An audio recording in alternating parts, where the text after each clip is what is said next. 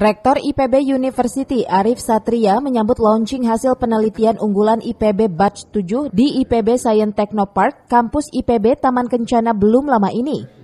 Tim peneliti IPB University berhasil mengembangkan Invas IPB 01, yaitu metode pendekatan pengembangan pertanian terpadu berbasis sagu dari hulu ke hilir sebagai alternatif penyedia sumber pangan berkelanjutan.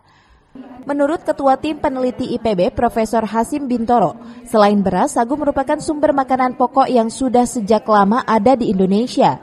Namun pemanfaatannya masih relatif kecil, padahal potensi produksi sagu di Indonesia relatif besar, antara 200 sampai 400 kg pati kering per pohon atau setara 20 sampai 40 ton per hektar per tahun. Berdasarkan data BPS, kebutuhan beras nasional sekitar 30,3 juta ton per tahun, sedangkan produksi pati kering sagu per tahun bisa mencapai 4 hingga 7 kali lipat kebutuhan beras nasional.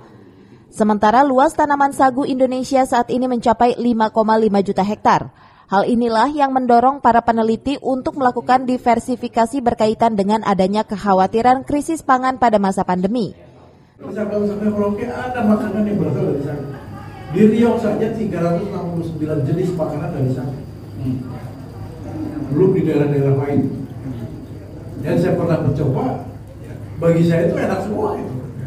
Cuma karena masyarakat tidak tahu. Jadi sekarang ini ya orang harus memanfaatkan dulu. Ya. Makanya kalau bapak-bapak, ibu-ibu pergi ke Sulawesi Selatan, di Palopo banyak restoran-restoran yang menangani sagu.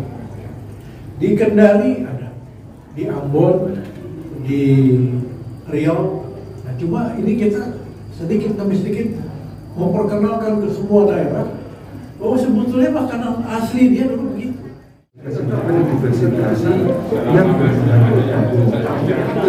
ada sagu, ada kasavan, ada jagung, ada sukun, ada ganyong, ya, dan juga ada ubi. Aneka ubi juga bisa menjadi alternatif untuk menjadi solusi soal diversifikasi. Oleh karena itu, sekarang saatnya kita promo dan kampanye diversifikasi pangan yang tepat dengan berbahan baku. Karena kalau diversifikasi berbahan baku, artinya apa? Ekonomi desa akan bergeliat.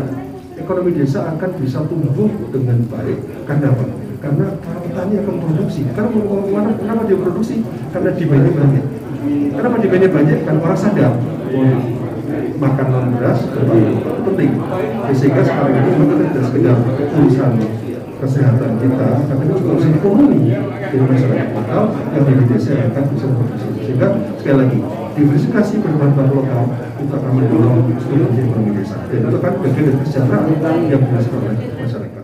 Hasim Bintoro menyebut pengembangan sagu yang potensial itu tentunya perlu dukungan pemerintah pusat dan daerah, perguruan tinggi, lembaga penelitian, pebisnis, tokoh adat dan tokoh masyarakat, serta keterlibatan media.